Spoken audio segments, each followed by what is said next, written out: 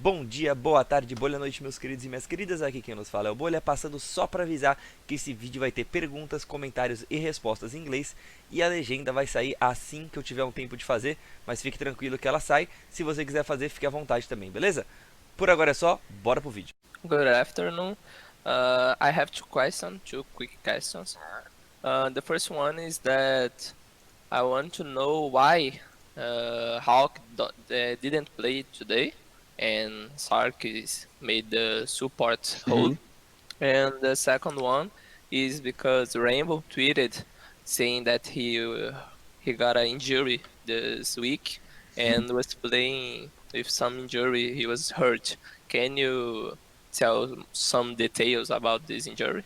Sure. So let me answer them in order. The first one, the Hawk getting substituted for Sarkis to come in. It's kind of a similar reason to Hyoga, you know? Like this week, we are having a lot of internal issues. We had them last split. They didn't show as much last split. We managed to keep the results and not make the results too bad. And actually, given the problems we've had in the last 2 or 3 weeks, I actually think the results have not been too bad. We've dealt with them kind of well. I was thinking that the 0-2 week was going to come eventually, and to be honest, the way the guys and everyone's been working internally, we kind of deserved a 0-2 week.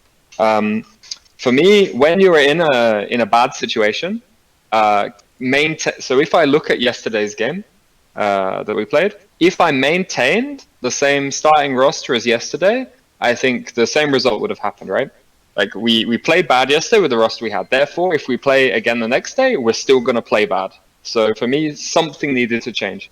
And we had to bring Hyoga back a lot earlier than we wanted to, because he had some stuff he needed to deal with. But after yesterday's form, we needed to resolve the problem sooner, or try to patch up the team as best we could.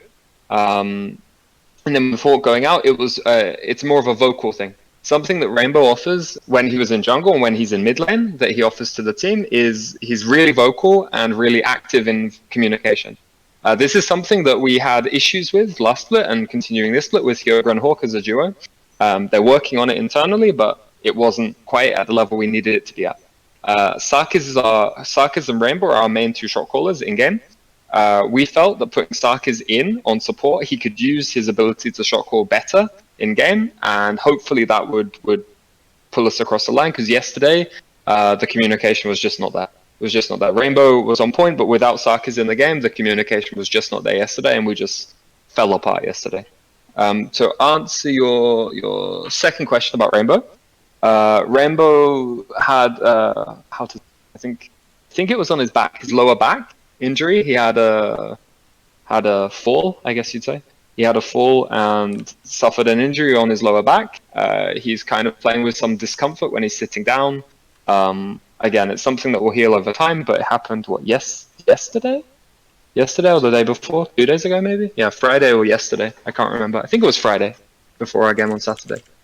So he's been playing with some discomfort too. It seems like we're just unlucky recently with injuries. I don't know.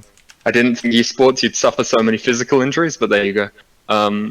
Yeah, so that's kind of the situation right now. We're in a bit of a hole right now. We need to try and dig ourselves out of the hole.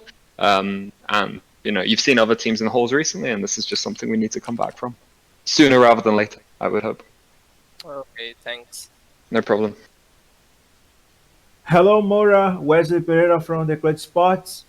How will Santos be prepared mainly for the autofill in the last round and in the game today with Sarkis again support replacing Hawk? How did we prepare? We prepared the same as we prepare every week. We've had the whole week's practice with Rainbow as jungle, Sarkis rotating with Juzu in bot lane. Like, it's the same as every week. We didn't change anything with our practice. We scrimmed the same as normal. We practiced the same as normal. We decided after last weekend, we spoke to Hyoga after last weekend and decided that he shouldn't or wouldn't be playing for the team for a little while. Then the first half of last week, we conducted trials to get a second jungler onto the team, which is so we announced Milkyo. who will be joining us next week, hopefully, and then will be eligible to play in our game on Sunday. So we'll see how things go this week and see if he can make his debut next weekend. The practice was not a lot different than normal, you know. We're regardless of the players in game, the issues we're having are consistent throughout what we're doing here. It's just a case of me and the coaching staff trying to resolve the issues as best we can right now. There's some, it's like in every team, you know. Every team the split, like Pain have had a bad weekend, PRG had a terrible start to the split, Viva Cade have a terrible start to the split. Every team at every point will have some kind of crash in their split. You've seen it in other teams, we're going through it now. It's completely normal, we went through it last split. It's just about how you change your process or rethink how you're doing things or talk to the players and see if they have ideas on how to fix things and break the trend. Changing players, I think this weekend was our attempt to patch as best we can the problems that we had to try and overcome them, because playing with the same roster as last weekend would have yielded the same results as last weekend, which have been under the standard that we wanted. So we thought making a change, hopefully, it didn't work, but making a change hopefully would have created some kind of catalyst for change in gameplay. Yeah, it was kind of similar to last week. Okay, thank you so much. No problem. Hi Mora, Bolha, aka Bubbles here. And I have a question for you. I was talking to Annie from Furia on the last interview about the direct confrontation, like you against the team 1-1 to 0-0-2. And Santos is in actually a very comfortable position. The only team you guys are 0-2 right now is Furia. You're 1-1 on INTZ, 2-0 on Kaboom, 1-1 with Pang, 1-0 PRG, 2-0 on Kate. So the only team that actually will beat you guys on a 1v1 situation for a possible playoff situation is Furia. I know you guys don't want to depend on that. You guys want to just get your wins and qualify. But does that gives you like a little bit more of a breathing room when it comes to, well, we just need one more win against this team, and if we tie, we qualify, or not at all? So it's not something I like to focus on too much. It's obviously been mentioned when we've been talking about things. Like I said, every team seems to have crashes in their split. Thankfully, ours came when we've already got some wins on the board, you know?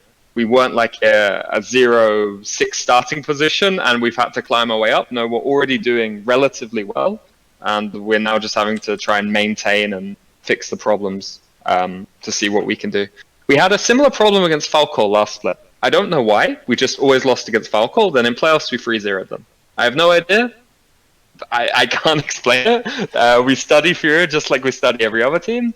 I think the way they're drafting against us, what they're doing against us is nothing unique. It's nothing different to what other teams are doing. Their strategy seems the same as they play against every other team. It's just kind of, I don't know. It's just one of those anomalies, I think, against Furia. When I think about other teams and securing playoffs, obviously you're right. We just want to secure playoffs outright. And actually after this weekend, it's our first 0-2 weekend, and it's not been as catastrophic as it could have been. Because yes, we lost to INTZ, but INTZ also dropped a game today against PRG.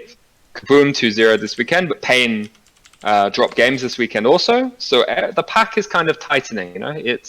I think I'm right in saying we're still 2 wins clear of 5th position, I'm pretty sure, as it stands. So we've still got a nice little buffer to stay in the playoffs right now, which is nice moving into the second half of the split. It's not something I'm too worried about because I know we'll fix the problems. Again, like I said, we had the same problems last split. It happens for every team. It's annoying, but it's expected. So yeah, we just need to get through them and we'll come through the other side and play for playoffs, and in playoffs, hopefully we'll show our best because that's ultimately the thing that matters most. So yeah, we should be good. I have no worries here. Sounds good, sounds good. And on a separate note, you guys have right now as your main jungle Hyoga, who is a very, very aggressive jungle, always top of the solo queue. And you're also getting Milkyo, which is also a very aggressive jungle. First of all, what is your expectations for Milkyo? And second, what is that Santos looks on a jungle other than aggressive? Because it looks like you're looking for a jungle that plays with very aggressive champions that like to control the early game? Is that because of the team play style, or because it's what is the meta requirement right now? Okay, so the way how Milkio will be integrated to the team. I treat all the players the same here at Santos in terms of positions are always up for grabs for the next weekend.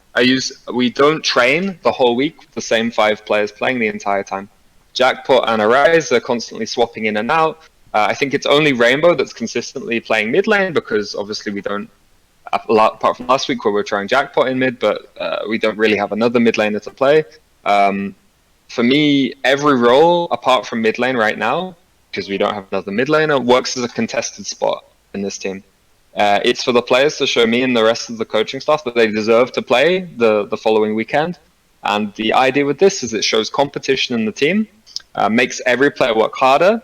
They're fighting with me, not with each other for the spot. So it's we make it very clear it's not they are in competition with each other. No, they're in competition with me that I select them to play in cblol. The players are trying their best to help each other where they can, talk about matchups, how to play things differently, what to do differently.